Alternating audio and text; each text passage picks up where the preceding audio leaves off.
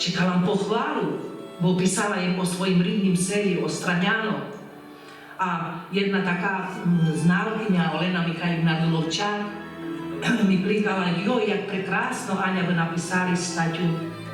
A moja mati, jak im sa jej prosila, ona hovorí, Kať, a ja znam, što tam píšeš, nič nerozumím, što si tam popísala. Len tam, kde si jaké slovo sem tam dáš, to rozumiem, ale nerozumiem. A tedy mi bylo bars ťažko na duši, že mati, ktorá dala študovati, a nelehko rodiči žili, bo neboli sme z tých bohatých.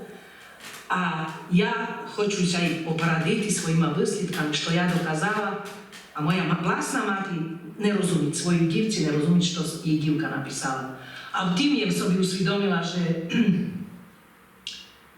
ukrajinský a rusínský jazyk, to sú dva veľké rozdiely. To byl rік, to už bola tvrdá ukrajinizácia. A my, jak deti v škole, doma sme čuli, že sme Rusnáci, po rusnácku sme bisidovali. Ja dokonca dlho думала, že to celý svit tak bisiduje. Pokiaľ jem nešla do školy, až v škole jem čula, že treba i po ukrajinsky. V Čolene bolo selo, ktoré odmítalo absolútnu ukrajinskú identitu. Takže vlastno v Čolene bolo selo, kde nebola ukrajinská škola. Tam sa vyučoval ukrajinský jazyk jak predmet. No a keď za sebe môžu povieť, ja ho nikdy nepovažovala za materinský jazyk. Pro mene bolo prirodné, že doma hovoríme po našomu, po rusnácky alebo po rusínsky. No, inšpirovalo nám, že koli začali sme s filmom o Tallerhoffy, to je už to pred 5-6 rokmi už, ne? Že začali sme o tým, že možno my nesme takí dobrí o výročie, hej? Že musíme pozerať na kalendáru a jaké sú také výročia, ktoré možno neoslavovať, ale musíme to značiť pro nás ako komunitu. Takže jasno, jak vieme, že po film o Tallerhoffy o 2 roky poznejšie sa stalo, že tak bude 70, to nevýročie, jaké slovo môžu používať, že bude 70 roky po akcie Wisła, hej? A potom 2 roky poznejšie, že tak už bude 30. výročia po revolúcii, hej, a tie veľké politické zmeny tu v strednej Európe. Takže to postupno skoro nás inšpirovali, hej, že musíme takto ďalej robiť.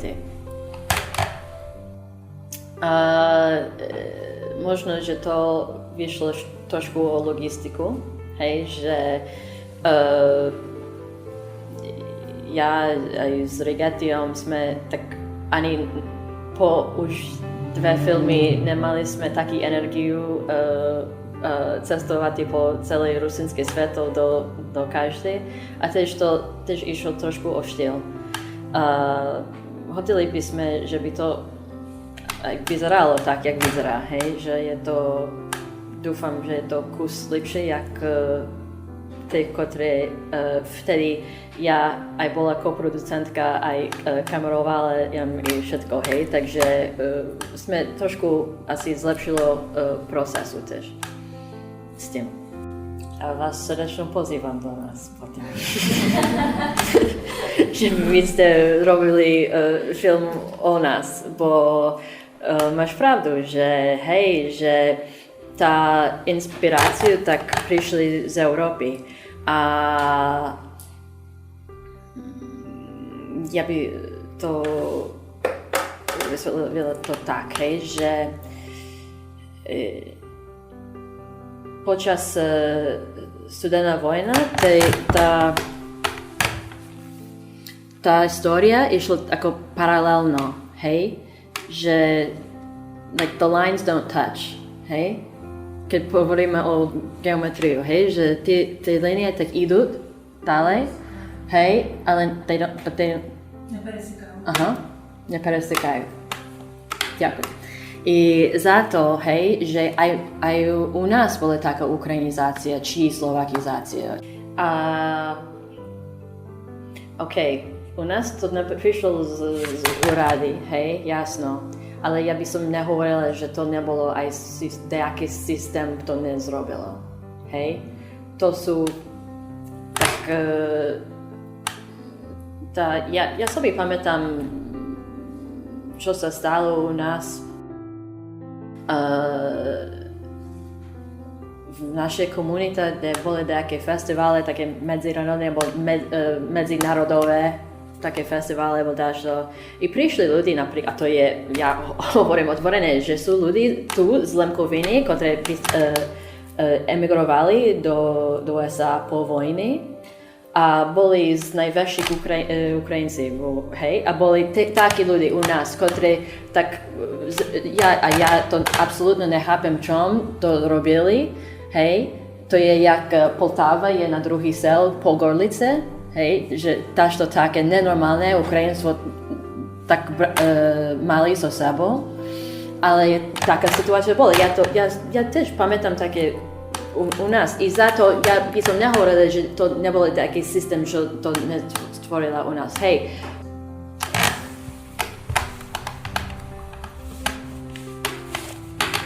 Keď pozeráme dneska na svete, hej, a nevysvedujú len o rusínska komunita vo svete, alebo globálne, keď ja vidím tak svoj pohľad do sveta.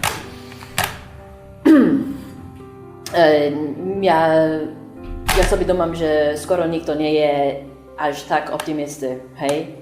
A tak žijeme v ťažké časti teper a každý, ktorý tak observuje veci, tak to reaguje na to.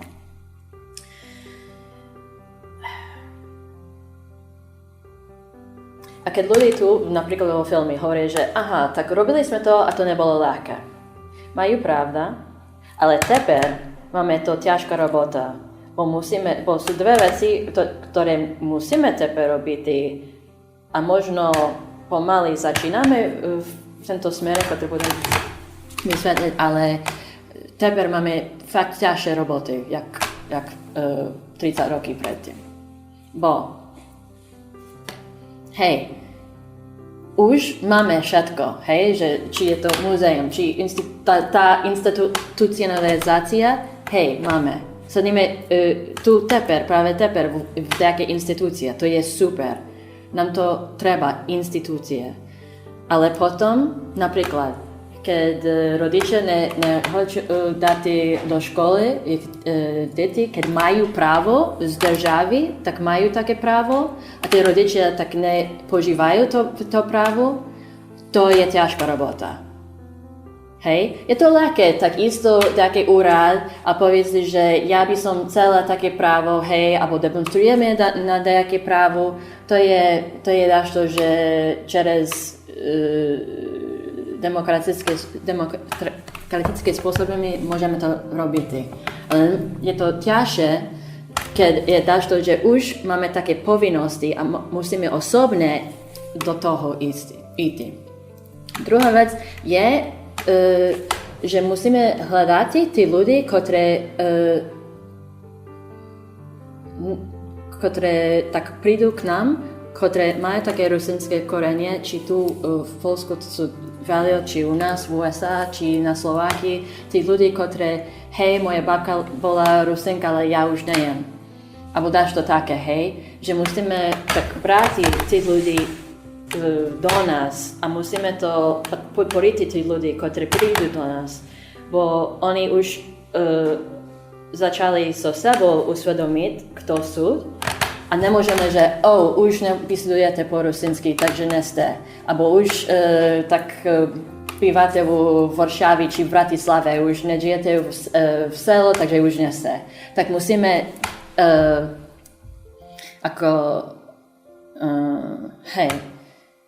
pozývať tí ľudí zase do nás, do našej komunitu.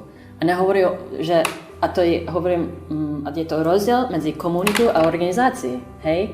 Bo tiež keď vidíme, alebo hej, pozeráme na svete v generálne teper, že všetko ide o decentralizáciu, hej, takže hej, potrebujeme také inštitúcie, ale o organizácii možno už tak musí sa zmeniť. Hej, to je martyrológia a čo sa stalo pred 30 roky, to bolo absolútne pozitívne a vtedy to bolo dobrým spôsobom, hej, že by tie veci tak dostali. Ale už teper musíme zmeniť sa ako jak fungujeme, že by sme efektívnejší. A podľa mene to nie je furt len s organizáciami. Ja sobie domám, že keby už mali odpoveď do toho, situácia by bolo však musíme hľadať to tako,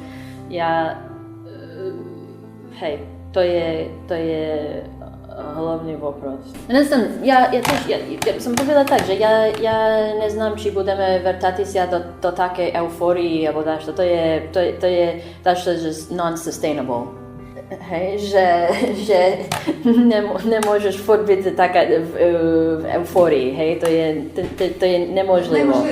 Hej, i teper ide o tom, že hej, že tí ľudia, ktorí usvedomili dáš to, potom majú povinnosti učiť sa o svojej, hej, tak môžu dať také knihy, ja môžu, že tak, ale to je, keď majú také usvedomia, potom, keď dneska sú také knihy, či filmy, či rádio, či čo, to sú svoje povinnosti učiť sa o sebe, hej,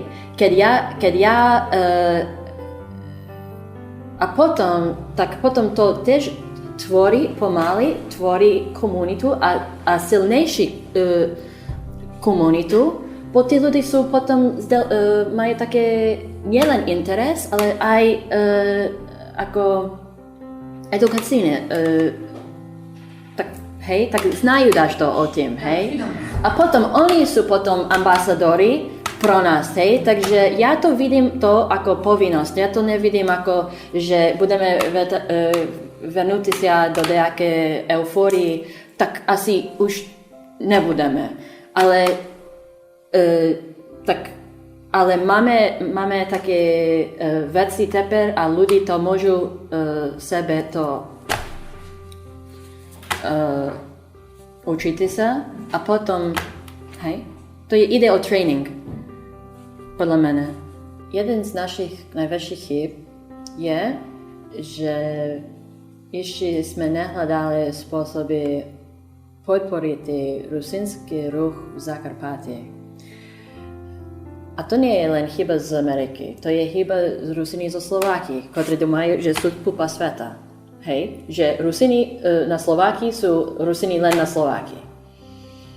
Tu v podstate kúš inších, bo oni sú tak trošku otvorenejší do toho, možno, hej, ale tí napríklad, možno, nie sú možno, ja to vidím tak, hej, jak vidím.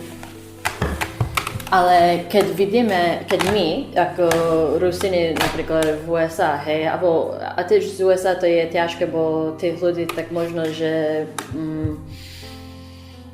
majú korene tam na Zakarpatí, ale to vidia to, že tiež také prítomnosť teper na Ukrajine všade to je ťažko, hej. A potom ľudí v Amerike, oni mi furt pýtajú, či je to OK ísť na Ukrajine napríklad od začiatku. Takže tak to je to, že to je ako,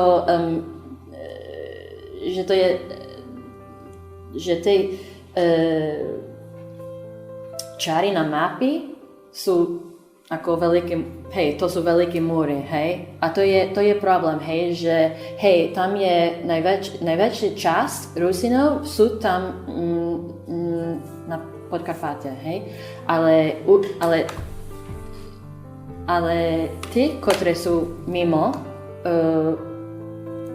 toho, tak ešte sme nehľadali také spôsoby podporiť komunitu tam, hej, a ruch tam. A možno je za to, bo hej, ja, vidím to tak, ale to je absolútne ťažká otázka i tiež keby sme mali odpoveď do toho, by sme tu sa nesadili sa tu tak, hej, tebe.